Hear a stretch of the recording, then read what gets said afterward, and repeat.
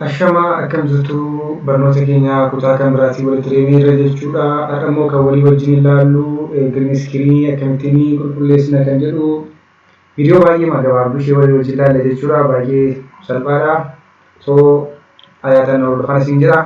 Egaan viidiyoo kana hojjechuudhaaf kan na fayyadu ani green screen viidiyoo raawwanne tokko argadhee jira jechuudha. Kunoo viidiyoo kana jechuudha. Kan biraan immoo background naa taatee kan yaade kunoo taagdaanii keessatti import godhadhe jechuudha. Isinis viidiyoo kana import godhatanii kan hojii eegaltan isin gaafadha jechuudha. Viidiyoo hojjechuu barbaadanii so yoo viidiyoo kana barbaadu ta'e immoo telegraam irra isin kan karaa telegraam irra lamaan isaa buufattanii na wajjin hojjechuu dandeessu jechuudha.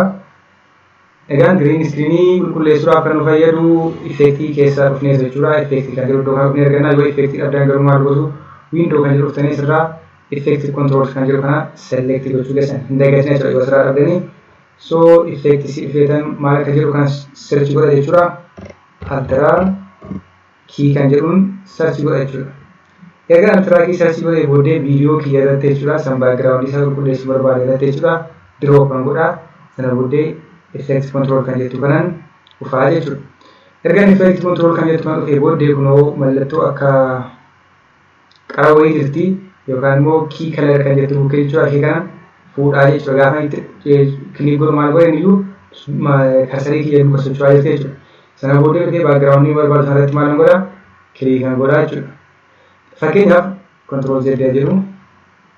Fakkeenyaaf mucayyoon kun fakkeenyaaf dirree masqalaa yeroo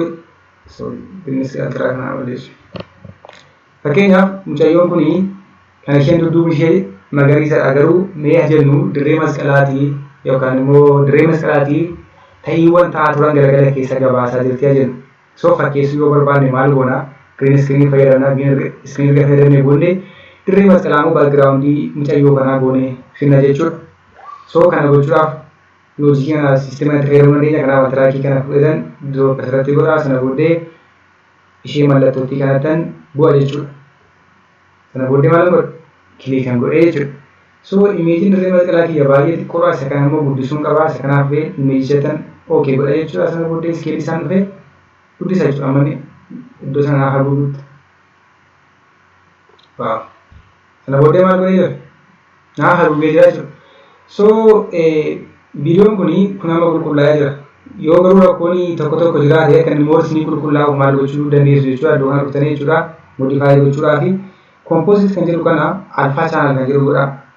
Erga akkas gootanii booddee maal gootu next generation kan jedhu kana dhuftanii jechuudha. Fakkeenyaaf warreen kana lakkoofsa isaanii xiqqeessuu fi guddisuudhaan manage gochuu dandeessu yookaan immoo to'achuu dandeessu jechuudha. Fakkeenyaaf mi'anii transparency isaa kana 30 haa godhu. Hayyatii isaa qaama yoo ta'e gaariidha. Shaadoo isaas yoo xiqqoo ishee gadi buusee wayyaadhee yaada ni digdamaa godhu. Akkasumas so kana piristel isaa wal akkasuu so ergeessin dhufee booddee alpha channel kana composite deebisee ilaalu. Sana booddee play goone ilaala jechuudha. So viidiyoo keenya qulqulleessineera jechuudha. Gaafa play goone ilaalu kana fakkaata jechuudha. Viidiyoon keenya jalqabatti deebisee ilaalu kana fakkaata jechuudha.